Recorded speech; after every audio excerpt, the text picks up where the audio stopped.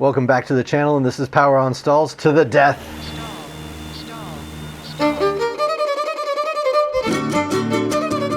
Welcome to ConxSim, a channel dedicated to one question. Can VR Flight Sim pre-train a student for flight school? Will it make you a better pilot, faster, safer, and for less money? And will the masked aviator ever remove his VR headset? Hey, show me in the rulebook where it says I can't wear goggles while flying. Wow, there's a lot of rules in there. After 6 months of full immersion simulation, I'm putting my life on the line to find out. Does pre-training in VR give a rookie pilot the edge?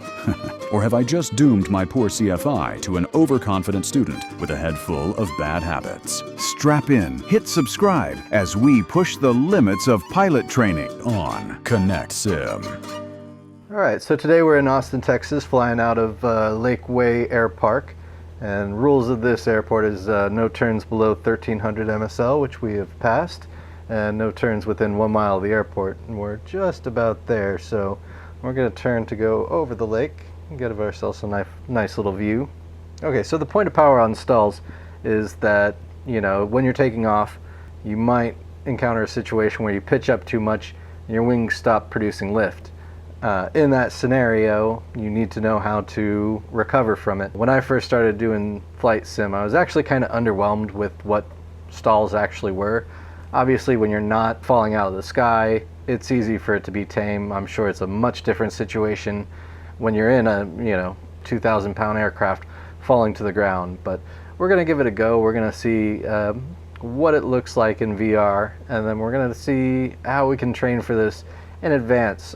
The ACS requires that you do these at no less than 65% throttle. The more throttle you have, the more P factor you're going to have, the more gyroscopic precession you're going to have from your propeller.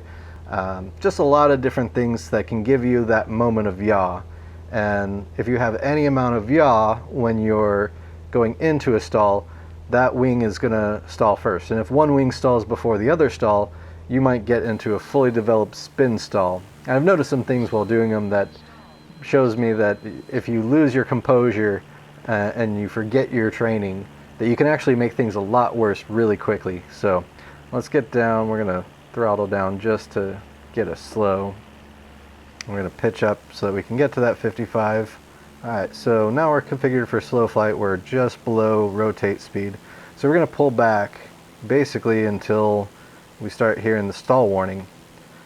And that's your first indicator. So there's your stall warning right there. And we're still flying. We'll just wait for a break and see what happens. And, oh, there's the fully developed stall. Okay. Not my greatest recovery on that one. I think on that we'll have to watch the replay on it, but I think as soon as it broke, I did pull on the yoke a little bit, and that's what I'm trying to train out of my response.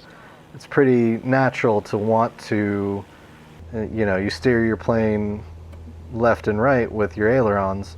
The problem is once you're in a stall, number one, you don't have that control authority, and number two, it'll make it worse. Like if you pull back and use your ailerons when you're in a stall, one wing is going to stall out before the other because you're adding drag to both and you're adding lift to one and reducing lift from the other. That's going to give you an adverse yaw if you don't have the rudder for it, and that's going to make you stall out. Here, let's get away from the sun so that you can see a little bit better. I'll give you this nice Lake Travis view. Big skies, that's why we're here. Big skies. Big skies to fall out of. Alright, so we're at 55. Let's go full throttle so that we have maximum P factor. We're just going to keep pulling up until we start stalling. And there's the first indicator.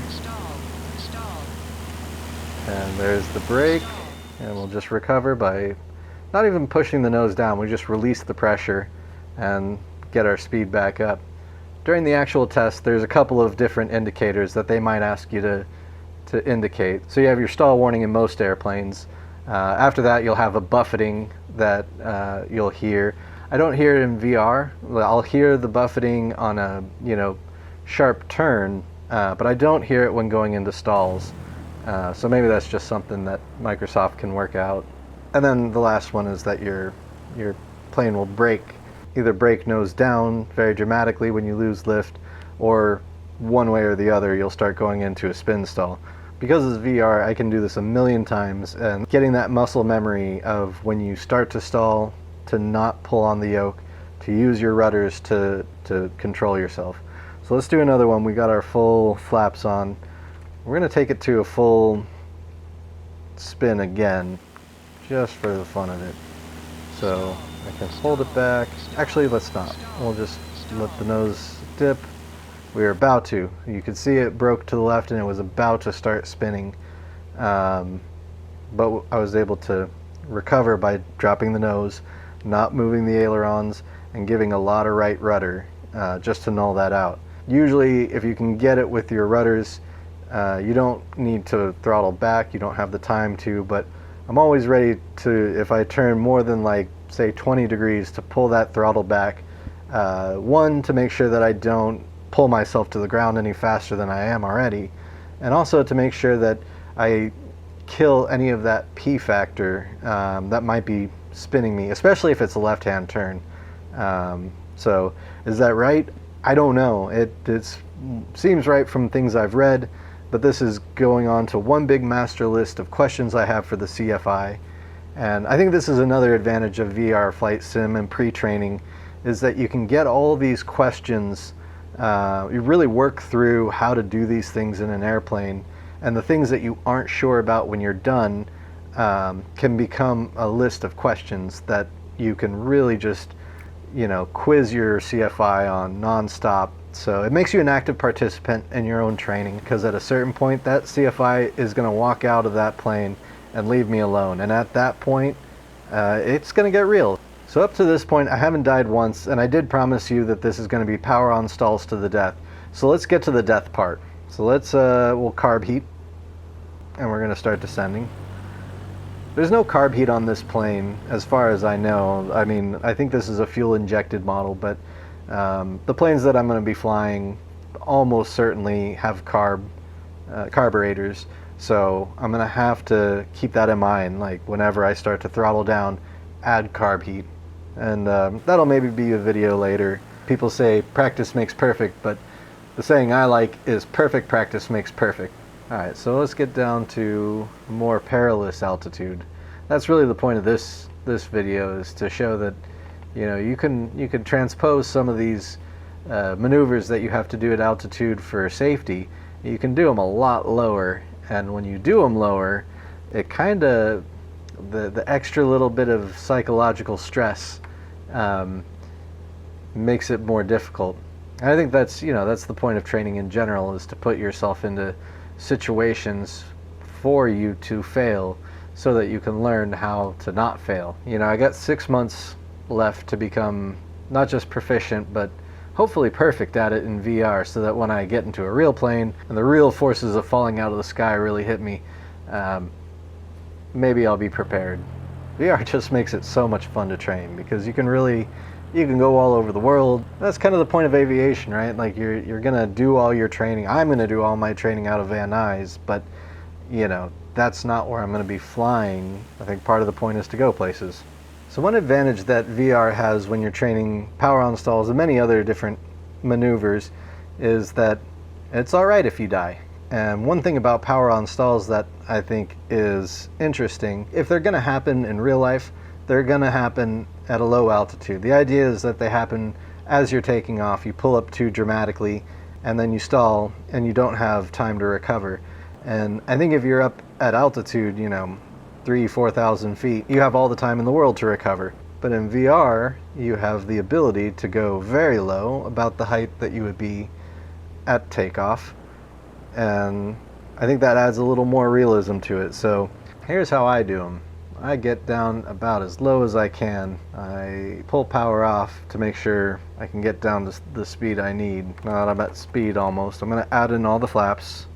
That's going to slow me down significantly. Here we are at 50. And that will give me the ability to put all my power in. Having all the power in is important, because you want maximum P factor to put you into either an incipient spin or a fully developed spin. That's nothing to shy away from when you're doing power on stalls to the death. Alright, so here we are, and we'll just do the same thing, pull back, Right now I don't have much. There's first stall and just release. So that was pretty easy. That time it was just I didn't have any yaw going into that stall, so all I had to do was drop that nose as soon as I started to stall, and it was fine. Didn't lose a whole lot of altitude on it, and you can see a little bit more clearly how much altitude you're losing if you're really low to the ground. Alright, so let's do another one of those. Let's add 2 notches of flaps, and we'll just start pitching up for our stall. And there's the first indicator. Keep pulling back. And there's the brake, and alright. So,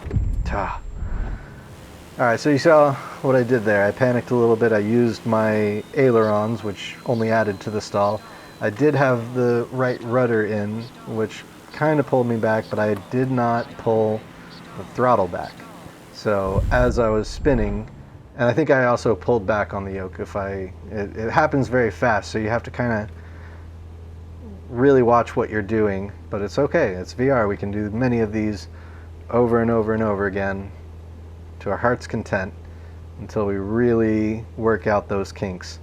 And that's, I feel like when I do these at altitude at 3,000 feet, I feel like I make less mistakes than I do when I do it like here. Let's throw in all of our flaps. Let's put in all the power. Let's pitch up, and we're gonna hit. There's our stall. We got a little bit of yaw. Let's just null it out with our rudder and drop the nose, and we're fine. So once you get into a full stall, it's very difficult to recover from. So I think the key is really to avoid that. I mean, obviously you want to avoid the stall altogether, but I think if you want to be proficient at these, you definitely want to catch it before it goes into a fully developed spin stall. There's our rotate speed, so we'll go up to full power as if we were taking off. Same deal, we're going to take off a little bit faster than we should. There's our stall indicator. We're starting to yaw to the left, just a little bit of right rudder. And I can really hold this almost all day. I can stall for quite a long time as long as I keep adding a little bit more of that right rudder. So we'll do that one more time. We're at rotate speed. We'll just start pitching up. I'll keep an eye out through my periphery just to make sure. There's my indicator. I'd probably be hearing buffeting right about now. The nose is dropping. Oh, full turn. And you can tell I did lots of things wrong there. I pulled on the yoke, on the ailerons, which made it worse. I pulled back, which made it worse. And then I caught myself. I pulled out the throttle. I would let go of the yoke, and I used the rudder to null out the rotation. Waited till I got enough speed, and once I did, then I pulled out. So that when I lived from a fully developed spin stall. I'll have to look at the tape again to see at what altitude I did that, but I was fairly low. Let's go ahead, let's do one more. We'll do one more for perfection. This time we're going to avoid the spin entirely, like we should. Pitch up. There's the stall. I'll just drop the nose. And that's all it is just learning that muscle memory for how to, deal with getting yourself into a stall. It's not about doing it perfectly the first time or every time. It's about getting progressively better as you go, so that when you get into that airplane, that progression that you would normally do while paying for an airplane and paying for a CFI and gas and all of that stuff, you can really hone those skills early on and get that proficiency. So that's how I practice power on stalls. If you got anything from this video, go ahead and hit like and subscribe. Let me know in the comments if you're trying to get your PPL too, or if you're a pilot, let me know what I did wrong. I got 6 more months of this training, so every little bit of advice helps. And I'll see you all in the next one.